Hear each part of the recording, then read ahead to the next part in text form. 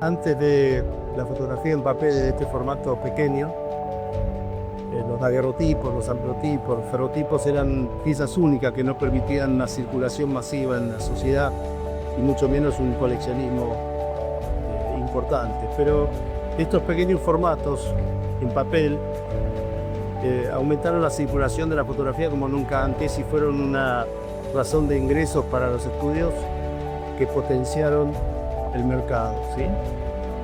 El artista en este caso es Bartholomé Ledet, un francés que a mí me gusta pensar en una legión francesa de artistas que llegaron entre la década del 40 y el 50. Bartholomé Ledet llegó en 1854, después de la época de la caída de Rosas, cuando en Buenos Aires estaba llegando la luz a gas, estaba llegando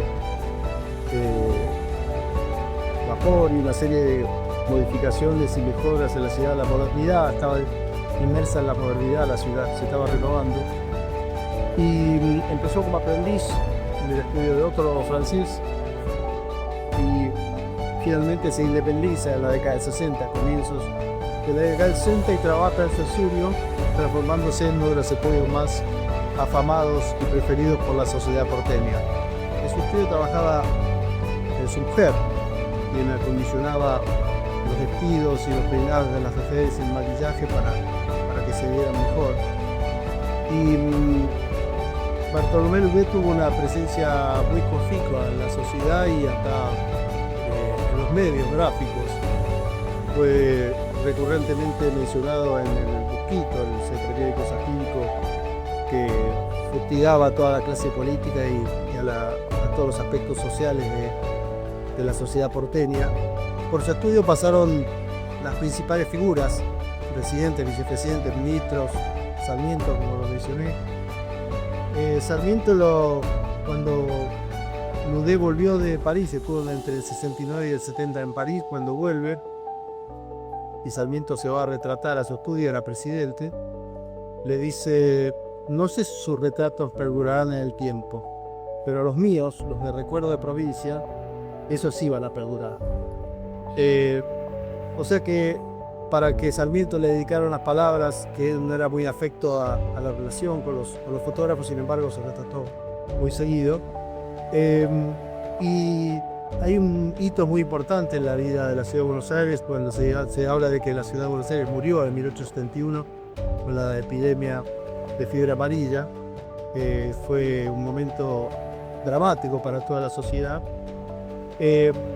Bartholomé Ledet junto a otros artistas se pusieron la causa al hombro a falta de autoridades que huyeron de la ciudad de Buenos Aires y colaboraron en una comisión para paliar los efectos de la fiebre amarilla, y él terminó haciendo lo que se llama un mosaico, una combinación de retratos de toda una serie de integrantes de la Comisión Popular, que así se llamó, una comisión de personalidades que no tenían un cargo público, ¿no? Sino que se hicieron cargo de la problemática que acosaba a la ciudad, y ese mosaico fue muy festejado, muy celebrado, y a cada uno de los integrantes de esa comisión se le dieron una cantidad importante, 1000 o 2000 retratos de sí mismo donde figuraba el nombre de la comisión como una especie de homenaje, y eso lo hizo Bartholomé Ledet.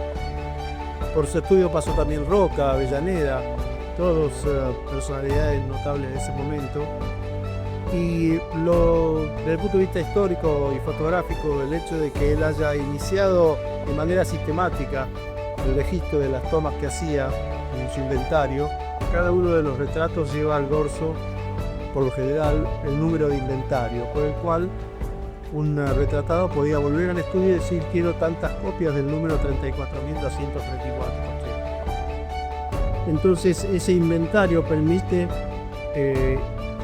identificar una serie de personalidades. Ese archivo, que llegaba a contar con más de 40.000 placas, pasó a manos de Alejandro Whitton, y de Alejandro Whitton pasó al Archivo General de la Nación.